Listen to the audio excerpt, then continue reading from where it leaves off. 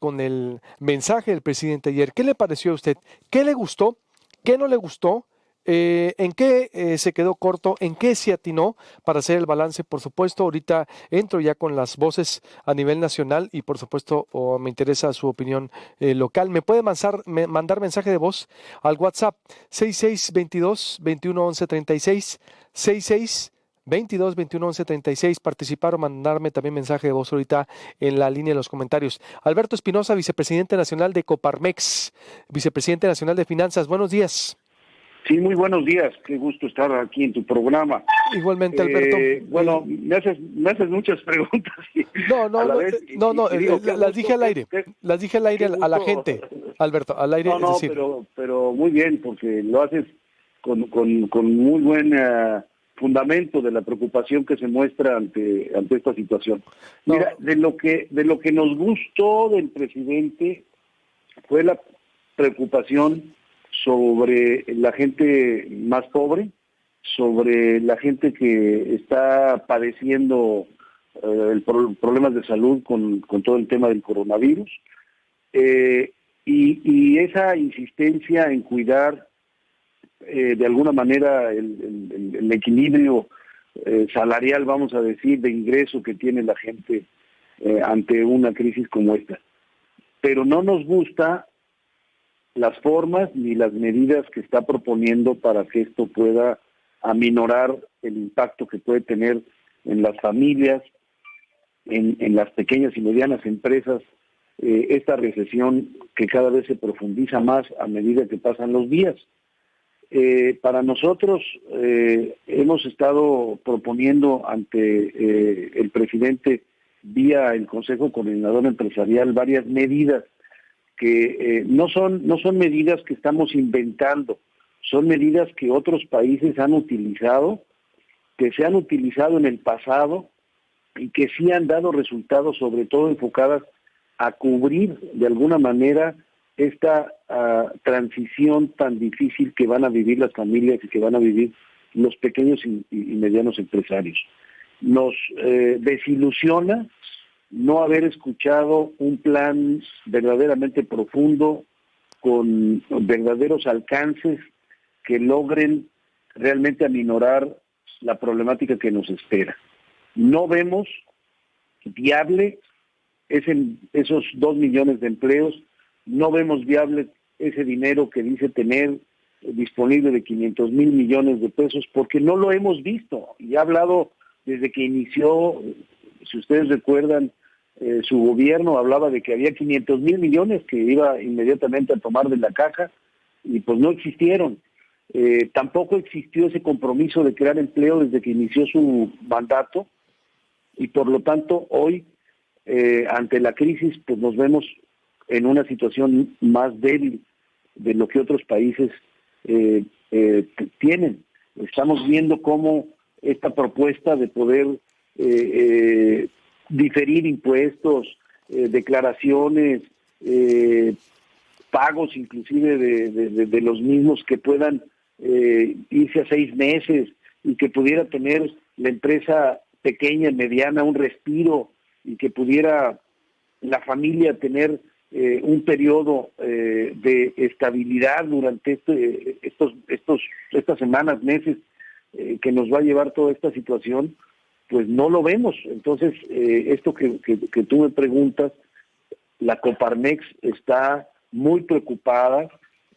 Ustedes saben que la mayor parte de nuestros afiliados son pequeños y medianos empresarios. Tenemos 36,000 empresas a nivel de todo el país, y en todos los rincones en donde Coparmex tiene presencia, estamos recibiendo las mismas opiniones. Nadie en su sano juicio está entendiendo esta respuesta del presidente ante esta situación tan dramática que se nos viene, y tenemos la obligación entre los propios ciudadanos y los propios pequeños empresarios de exigir se retracte con su plan, que no nos lleva a ningún lado, sino que realmente se logre tomar algunas de las medidas que proponemos, más otras que quieran proponer, pero que sean viables y que se sientan en la familia mexicana, que se sientan en la tranquilidad y la confianza que deben tener los pequeños empresarios para salir adelante con sus empresas, y no como se advierte que estamos en vías de que se pierdan millones de empleos y que se pierda sobre todo la posibilidad de que la gente tenga el dinero suficiente para hacer frente a esta situación que se avisora muy, muy delicada. Entonces, ¿se quedó corto el presidente, Alberto? Se quedó muy corto, nos desilusionó completamente, por lo menos a Coparmex, nos desilusiona su propuesta, nos desilusionan sus planes, que solamente los entiende él, porque nadie que ustedes han visto desde las reacciones de ayer, tanto de intelectuales, políticos, especialistas, empresarios, pequeños empresarios, familias, estudiantes, no entienden por qué no viene verdaderamente un plan profundo de apoyo a la situación que estamos viviendo. ¿Qué faltaría entonces? ¿O a partir de aquí qué ves? ¿Más incertidumbre? Vemos menos confianza, más incertidumbre, mayor inquietud en todos los sectores, y un deseo de alguien tiene que hacer algo para que el presidente entienda. Alguien tiene que poner el dedo en la llaga con toda libertad y con toda sabiduría para que el Señor nos pueda entender, para que el Señor pueda cambiar ese enfoque que le está dando a un plan que seguramente él sí lo entiende, que él sí sabe hacia dónde va, pero que a nosotros nos está dejando precisamente con una incertidumbre que está preocupante, dada esas respuestas que hemos escuchado de su parte, eso de que toda esta crisis y toda esta pandemia vino como anillo al dedo para su plan de transformación de la 4T, verdaderamente nos para los pelos, vamos a decir. Muy bien, Alberto, pues te agradezco mucho. ¿Algo más que desees agregar que no te haya preguntado? Pues nada más que la gente pueda no quedarse cruzada de brazos, que la gente actúe, que la gente exija, que la gente proponga cómo poder salir mientras no haya estos apoyos del propio gobierno, que trate de innovar, que sea creativa, que no se desespere y que seguramente vamos a encontrar la manera de salir adelante en una buena parte nosotros mismos. Muy bien. Gracias, Alberto. Buenos días. Al contrario, a tus órdenes. Alberto Espinosa, vicepresidente nacional de Coparmex en Proyecto Puente. Voy a hacer un corte y vuelvo con... Va a estar Gibran también, Ramírez, por supuesto, alguien a favor del presidente. Vaya, que tiene otra visión al respecto, porque eso le damos a usted siempre el equilibrio, a favor y en contra. ¿A usted qué opina? ¿Qué le gustó, qué no le gustó? Siéntase con toda la confianza de poder emitir su opinión para reproducirla aquí, para leerlo, para reproducir su mensaje. 6622-211136 en el WhatsApp. Nos puedes también mandar mensaje de voz. Mucha gente, por supuesto, participando, opinando. Ahorita los leo, corte y vuelvo con más información. Eduardo Torreblanca, especialista en temas financieros. Gibran Ramírez, la Marina, más bien en la Sedena, que está diciendo no vayan a Quino, están resguardadas las playas de Quino. En medio de la vorágine asesinaron a Ana Paola, una niña de 13 años en Nogales, terrible. Le tengo también la historia aquí. La primera muerte en Sonora, Magdalena. Primero se murió y después llegaron la prueba de laboratorio del IMSS que había muerto por coronavirus. ¿Puede creer usted?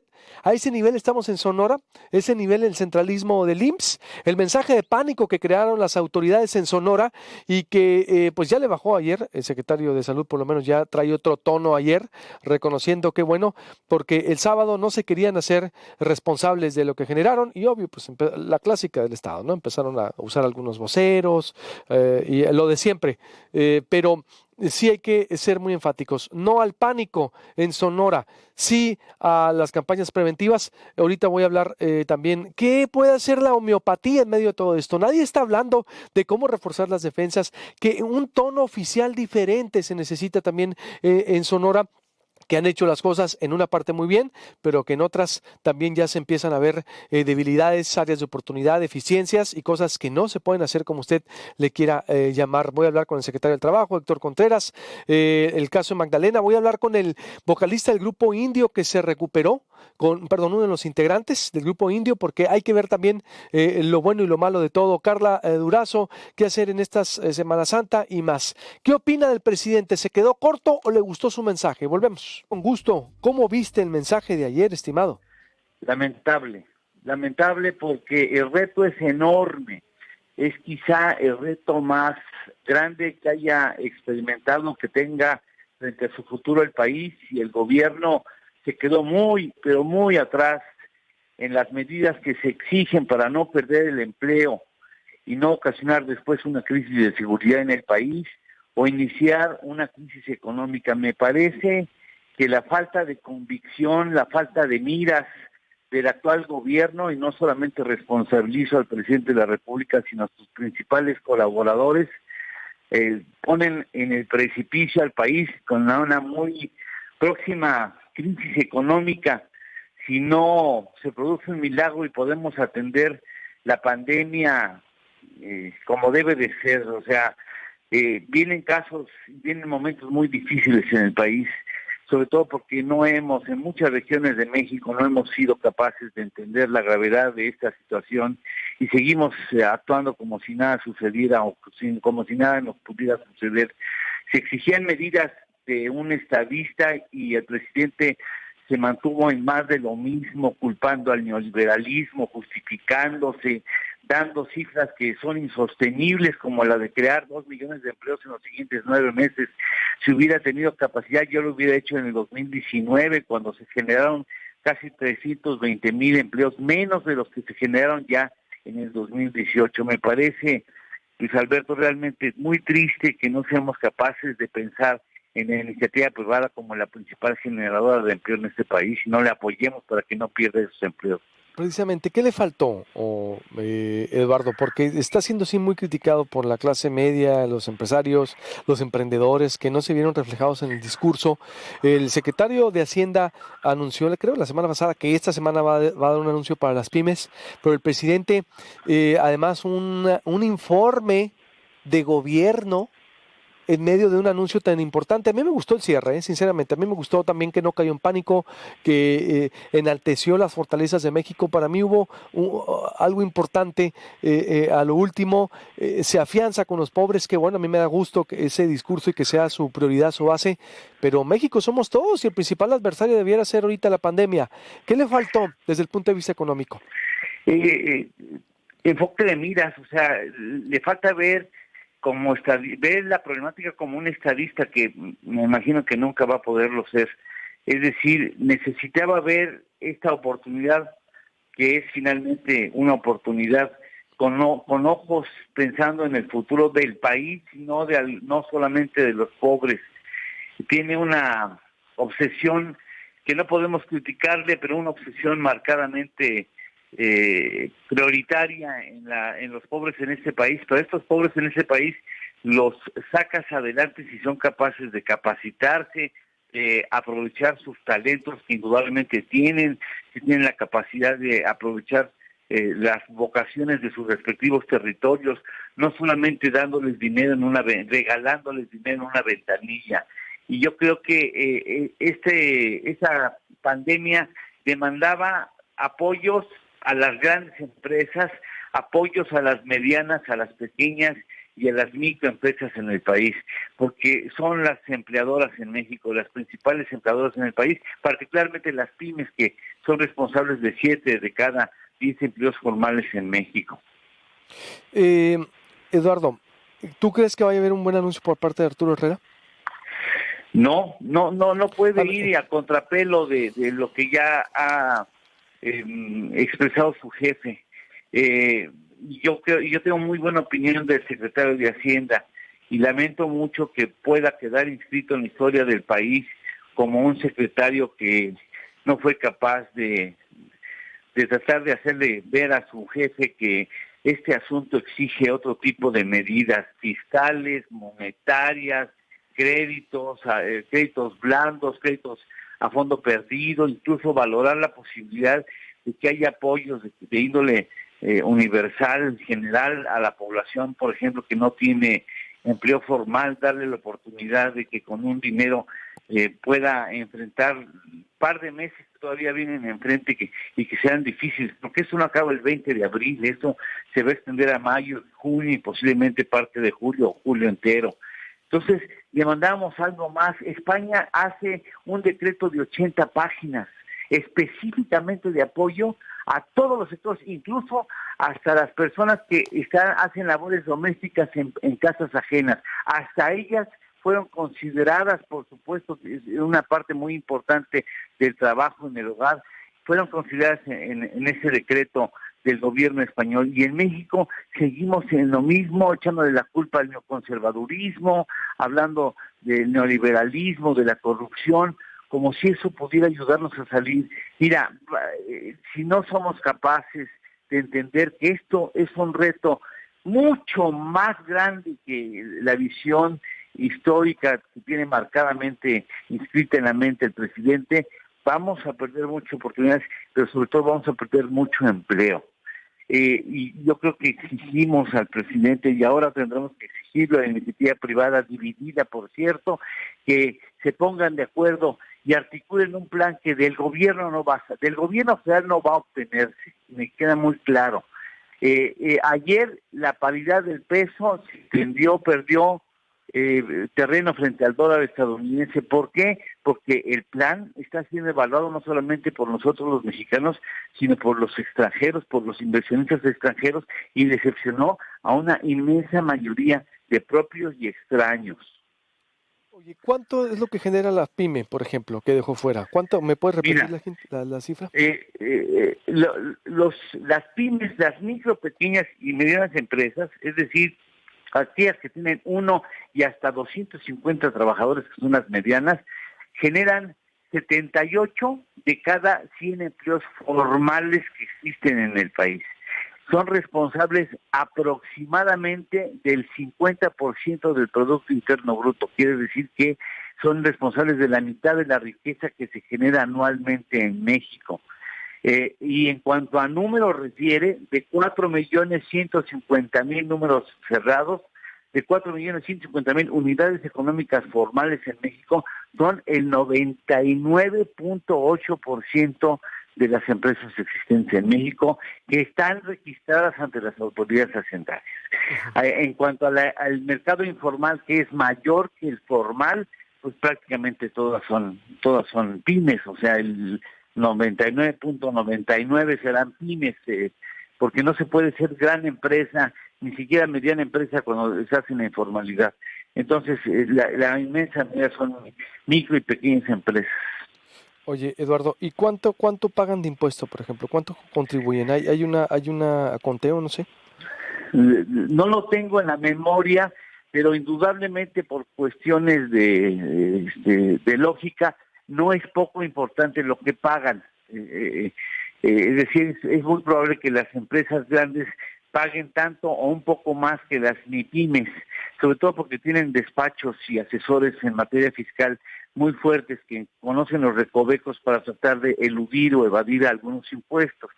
No estoy diciendo que siempre lo hagan, pero bueno, es relativamente común que aprovechen esos espacios fiscales que la ley permite, que la ley faculta, pero sí indudablemente son empresas que hoy en día o pagan el empleo formal, o pagan el salario normal que tiene el trabajador, o pagan impuestos, pero hacer los dos, pues a mí sí me hace que es condenarlas sobre todo que cuando no se está pidiendo condonación de impuestos, las empresas y sus dirigentes, los dirigentes de las grandes empresas fundamentalmente, no están pidiendo que se condone el pago de los impuestos, están pidiendo que se prorroguen, O sea, sí está diciendo, en lugar de que te lo pague ahorita, dame chance de pagártelo en 3 tantos o en 4 tantos, o dame alternativa para oxígeno para poder pagar los salarios de los trabajadores y que los empleados no se pierdan.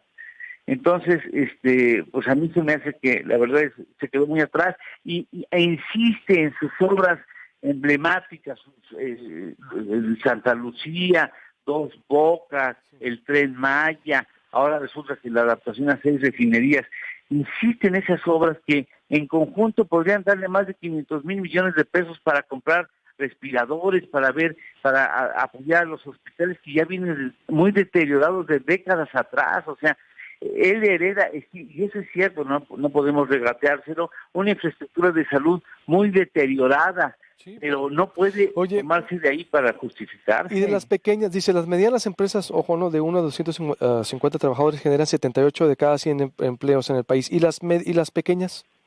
Las pequeñas son, las microempresas son las que tienen desde un trabajador y hasta 10. Las pequeñas son que tienen desde 11 hasta 25. Las medianas que tienen desde 26 empleados hasta 50. Perdón, si digo, más de 250 empresas ya son grandes. Las medianas son de 50 hasta 250 empleados. Bueno, las medianas y las otras, las de 1 a 25, ¿qué son? Las de 1 a 25, no, de 1 a 10 son microempresas.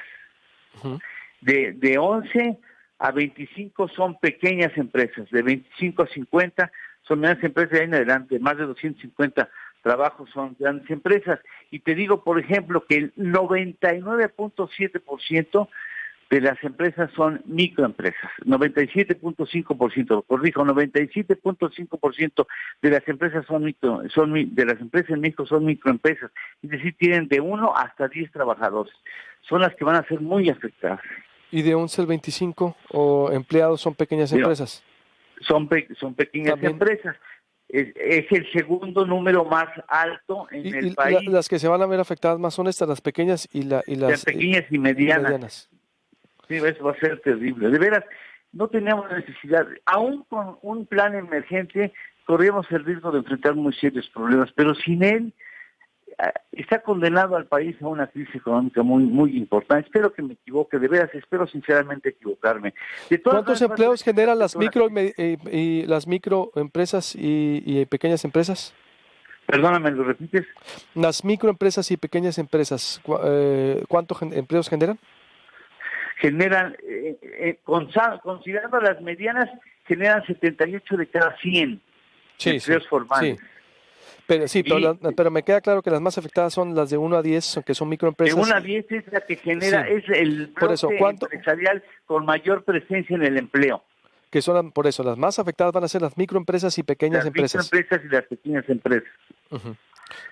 Y de las cuales no hubo. ¿Cuánto es la totalidad de empleos? 78 a 100 empleos en el país generan las medianas. ¿Y estas, las micro y pequeñas?